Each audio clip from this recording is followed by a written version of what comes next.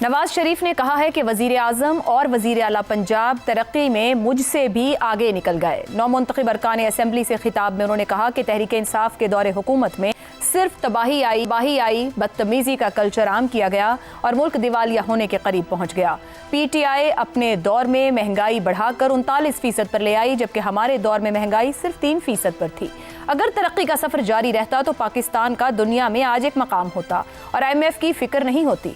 उन्होंने कहा कि 2018 से 2022 के दौरान जो कुछ हुआ उसके जिम्मेदार PTI वाले हैं। नफरत, झूठ, फसाद, फितने की सियासत PTI ने मुतारिफ कराई। ऐसे हालात में भला मुल्क कैसे तरक्की कर सकता था।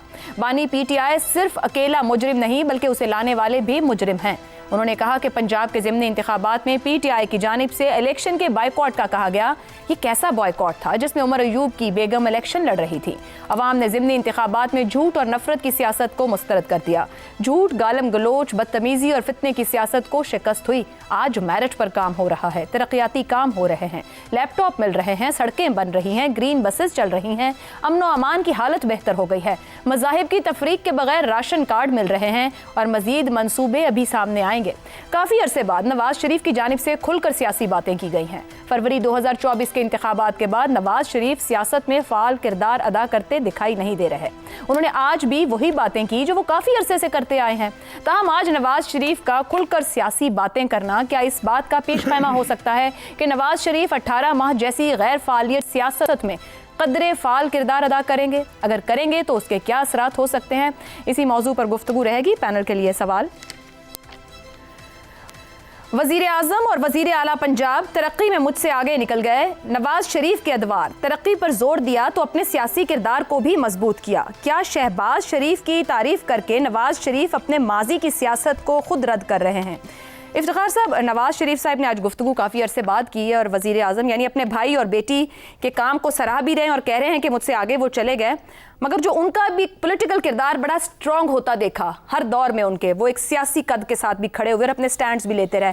क्या उस तरह की सियासत माजी हो गई या नवाज शरीफ अपनी उस सियासत को कह रहे हैं कि वो ज़रा पीछे की थी, अब नहीं चल सकती और ये सियासत बेहतर है जो शहबाज शरीफ कर रहे हैं इस वक्त? मेरा ख्याल है आप इसका जो माना उन्होंने कहा है गलत दे रहे हैं। उन्होंने कहा है कि वज़ीर आज़म और वज़ीर आला तरक्की में मुझसे आगे निकल गए, तो ये दुरुस्त है कि जो मनसूबा उन्होंने 2008-2013 के दरमियान में जो तरक्की उन्होंने की थी और इससे पहले जो उन्होंने मोटरवेज पर वगैरह पर काम किया, उसके बाद फिर उनको ब्रेक मिला, फिर कोई और लोग इक़्तिदार में आ गए, वो कंटिन्यूटी नहीं रही। अब इनकी सारी की सारी जो कोशिश थी वो CPEC के हवाले से काम करने की थी और वाकई ये सब मानते हैं, उनके मुखालफिन भी जो इक़्तिसादी माहिरीन हैं, कि CPEC अगर पर अमल हो जाता तो आज हम बहुत अच्छे हालात में से गुजर रहे होते। तो मैं समझता हूँ वो ठीक कहते हैं। और अगर वो शहबाज की तारीफ़ कर रहे हैं और मरीम की तारीफ़ कर रहे हैं तो ये ठीक है। जो मंसूबे उनके ज़हन में थे नवाज शरीफ के, जिसको वो मुकम्मल नहीं कर पाए, वो मंसूबे नवाज शरीफ की गैर मौजूदगी में अब शहबाज और मरियम पूरे कर रहे हैं। पौने 2 साल में ऐसी कौन सी तरक्की है जो नवाज शरीफ साहब नहीं कर सके? मसलन देखें कि सूबे के अंदर जो नए प्रोजेक्ट शुरू किए जा रहे हैं जो बुनियादी तौर पे आवाम को सहूलतें फराहम करने के हैं, ये कैसे है। फिर दूसरी बात है, मरकज़ के अंदर जो कोशिश की जा रही है कि जो बैंक करप्ट मुल्क था उसको बैंक करप्सी से बचा के मुल्क से बाहर जाके उन ममालिक से पैसे मांगना, उनसे अपने तल्लुकात को बेहतर करना और उनसे कहना है कि सरमायाकारी आगे करें, ये बहुत बड़ी बात है। मगर हो नहीं ना रहा। अभी ऊपर आपने कहा कि डायरेक्शन ही नहीं है इनकी पॉलिसीज की। वो मैंने आपके पहले सवाल में कहा। तो हुकूमत तो यही है ना, मैं इसी हुकूमत की पॉलिसी की बात कर रही हूं। नहीं, आपका दूसरा सवाल कुछ और है। पहला सवाल था कि एक रिपोर्ट आई, उस रिपोर्ट में बताया गया कि ये नाअहलियां हुई हैं। हुकूमत की रिपोर्ट हुकूमत ने दी यार, चलो मान लिया, वो नाअहलियों पर मुश्तमिल है। उस नाअहलियों की वजूहात को मैंने आइडेंटिफाई किया।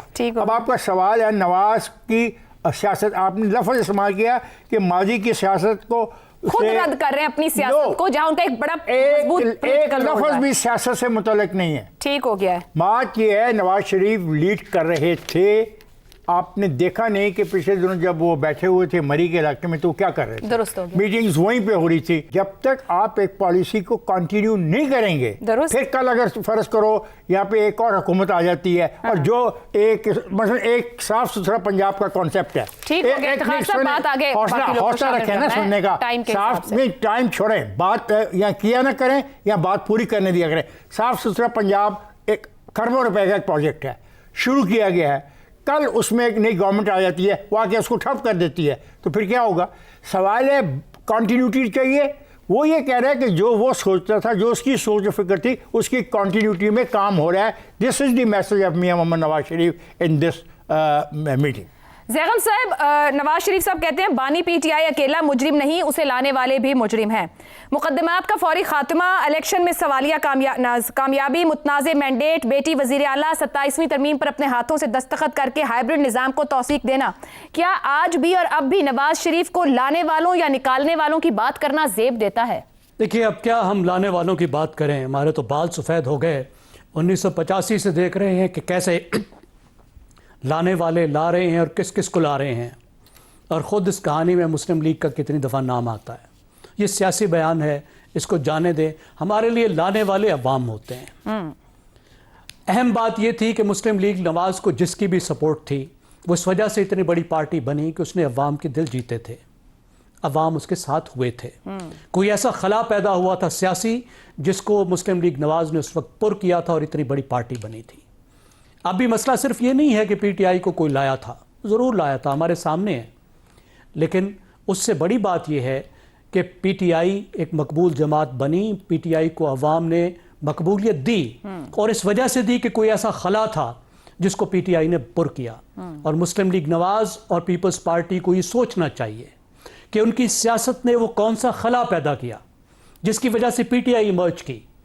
उन्होंने कौन सा ऐसा खला पैदा किया जिसकी वजह से यूथ इन दो जमातों से हटकर उस तीसरी जमात के पास चली गई। मसला सिर्फ नहीं है कि आप यूथ को कहें कि इस पार्टी ने बिगाड़ दिया होगा। मसला तो यह है कि यूथ आपको छोड़ के इनके पास गई क्यों। मैं बता देता हूं क्यों गई। क्योंकि मियाँ साहब, आपकी पार्टी में जमहूरियत नहीं थी, जिसकी वजह से नई लीडरशिप नहीं आई, नया ब्लड नहीं आया। आपके इर्द गिर्द वो लोग हैं जो 80 की दहाई में जिन्होंने आपको ज्वाइन किया था, जो 70 साल से ऊपर के हो चुके हैं, 80 साल के हो चुके हैं, और जब कोई फौत होता है तो उनका बेटा या बेटी या बहन उनकी जगह आते हैं। किसी कारकुन को यह हक नहीं है कि वो भी लीडरशिप में शामिल हो, क्योंकि आपकी पार्टी जमूत का शिकार है। जमूत का शिकार है तो 20वीं सदी में फंस कर रह गई है। ये मुस्लिम लीग नवाज की कहानी है, ये पीपल्स पार्टी की कहानी है। अब दुहाइयां देने की बात नहीं है, ये कंस्पिरेसी थ्योरीज बनाने की बात नहीं है, गौर करने की बात है कि आपकी सियासत किस तरीके से आपकी पार्टी को अंडरमाइन कर रही है और खुद आपको पीछे धकेल रही है। शहजाद साहब, नवाज शरीफ साहब ने आज भाई और बेटी की हुक्मरानी को जबरदस्त खिराज तहसीन पेश किया है। 3 बार के मुंतखब वजीर आजम हैं और हम ये माजी में देखते रहे हैं कि वो लोगों को जाके मिलते और जानते थे। क्या वो इस बात का एहसास रखते हैं कि आज महंगाई, बढ़ती गुर्बत, बेरोजगारी और इन तमाम मसाइल और अमन व अमान की दरअसल सूरत हाल या ग्राउंड रियलिटी क्या है? आयशा, ज़ैगम साहब के खूबसूरत तज्जिए के बाद गुंजाइश तो नहीं रह जाती कि कुछ और ऐड किया जाए, लेकिन बहरहाल कुछ फिल इन करने की कोशिश करते हैं। देखिए, मैं तो सिर्फ 4, और मेरा ख्याल है पाकिस्तानी यकीनन इस पे एग्री करेंगे, 4 ही हमारे बड़े सियासतदान हमें नजर आते हैं कायदे आज़म के बाद, जब से पाकिस्तान अपने तौर पे बना और उसके बाद फिर उसकी सियासत और जमहूरियत कायम हुई। जुल्फ़िकार अली भुट्टो दुनिया से चले गए, कुछ देर के लिए कायम रहे। बेनज़ीर भुट्टो कुछ देर के लिए जब तक आई, उसके बाद चली गई। नवाज शरीफ और इमरान खान। इमरान खान का शायद इसलिए बहुत से लोग डिसएग्री करें, लेकिन बहुत से लोग एग्री भी करेंगे क्योंकि उसका एक असर, ऐसा असर है जिसने पाकिस्तान की सियासत को आजकल के माहौल में डिफाइन किया हुआ है। अब वो सही है या गलत है, उसके अलावा उससे कतई नजर एक ही आवाज़ है इन चारों में से जो कि इस वक्त आज कायम है अपनी जगह पे, जो कि ये आवाज़ उठा सकती है सियासत के बारे में, और नवाज शरीफ साहब हैं। अब जो आवाज़ उन्होंने उठाई है उसको हम सियासत से तशबीह दे रहे हैं। सियासत सिर्फ मईशत नहीं हुआ करती, सियासत सिर्फ तरक्की नहीं हुआ करती, सियासत आज़ादी भी होती है, सियासत एहसास भी होता है, सियासत उम्मीद भी होती है, सियासत इंसानी हकूक़ का तहफ़्फ़ुज़ भी होता है। सियासत एक ऐसी फ़ज़ा, उम्मीद की फ़ज़ा को कायम रखने का नाम है जहाँ लोगों को ये यकीन हो कि उनकी आवाज़ सुनी भी जाती है, मैटर भी करती है और उनकी ओपिनियन भी मैटर करती है। ये सियासत है मेरी नज़र में। आज अगर नवाज शरीफ साहब के ने इस सियासत को खैरबाद कह दिया है और उस सियासत को अपना लिया है जो कि शहबाज शरीफ साहब या आजकल के माहौल में जो चल रही है, तो फिर पाकिस्तान के अवाम की एक मैं बदकिस्मती समझूंगा कि उस सियासत का नाम लेने वाला अब कोई नहीं रह गया जो कि पाकिस्तान के लोगों को उम्मीद दिला सकती है और उनके हकूक का तहफ़्फ़ुज़ कर सकती है। उस सियासत की आवाज़, आज़ादी कितनी है, सहाफ़त की आज़ादी कितनी है, को हम कितना खुल के बात कर सकते हैं, कितना खुल के लिख सकते हैं। और अगर नहीं कर सकते बात और नहीं लिख सकते उतना खुल के, तो फिर इसका मतलब है कि वो आज़ादी जो होनी चाहिए पाकिस्तानी अवाम के पास अपनी जगह पे कायम नहीं। दुरुस्त हो गया। रज़ा रूमी साहब, वज़ीर आज़म और वज़ीर आला पंजाब की तारीफ करते वो कहते हैं मुझसे आगे निकल गए। शहबाज शरीफ साहब के 2 अदवार हैं, मुख्तलिफ तर्ज़ हुक्मरानी है दोनों भाइयों का ही। आपके ख्याल में वो वाकई भाई और बेटी की तारीफ करें? दूसरे लफ्ज़ों में ये भी कहा जा सकता है कोई सियासी पैगाम है या अपना सियासी बयानिया भी क्लियर कर रहे हैं इसके अंदर? आयशा, ये बहुत वाज़े एक मैसेज है। एक तो मैसेज ये है कि इस वक्त नवाज शरीफ साहब के बारे में बहुत सी स्पेकुलेशन की जा रही थी कि शायद वो नाखुश है इस पूरे सिस्टम से, शायद उनकी सोच अलग है, लेकिन उन्होंने बड़े वाज़े अंदाज में अपनी मुकम्मल सपोर्ट जो है वो अपने भाई और अपनी बेटी को दी है। और यकीनन जो बहुत सी लोग इसके ऊपर वो स्पेकुलेट करते हैं उनकी बात को भी रद्द कर दिया उन्होंने। और ये भी उन्होंने क्लियरली बता दिया कि इस वक्त वो और उनकी पार्टी जो है वो मुकम्मल तौर पर इस हाइब्रिड रजीम जो है, निज़ाम जो है, उसका हिस्सा है। देखिए, ये उनकी बयानात और उनकी सियासत को देखने के 2 जाविये हैं। एक जाविया तो है आइडियलिस्टिक, जिसकी अब बात कर रहे हैं कि क्या पाकिस्तान में जमहूरियत मजबूत हुई है, क्या वोट को इज्जत मिली है, क्या सिविलियन सुप्रीमेसी का बोलबाला हुआ है, जो कि माजी में नवाज शरीफ साहब की सियासत रही है और शायद अभी भी होगी किसी हद तक, लेकिन अभी जो उनकी पार्टी का अमल है वो जरा मुख्तलिफ है। लेकिन दूसरा जाविया ये है कि सियासी पार्टियां सियासत क्यों करती हैं? वो इक़्तिदार हासिल करने के लिए वो करती हैं ताकि वहां पे अपना एजेंडा या जो भी है वो उसको पूरा कर सके।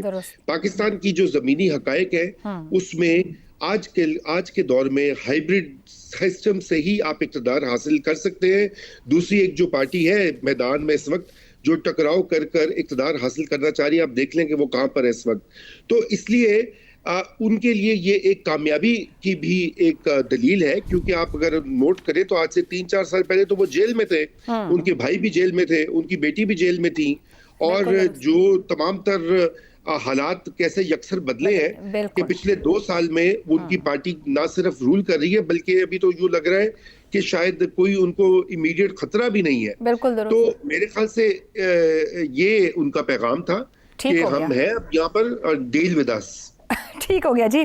कंक्लूड करते हैं और कुछ माजी से याद कर लेते हैं कि अपने अदवार में खुद नवाज शरीफ साहब अवाम के पास जाकर हालात मालूम किया करते थे। तो क्या भाई और बेटी जिनकी बहुत तारीफें कर रहे हैं उनकी हुक्मरानी को भी जानने के लिए और जज करने के लिए अवाम तक पहुंचेंगे और फिर समझेंगे कि ग्राउंड पर सूरत हाल क्या है।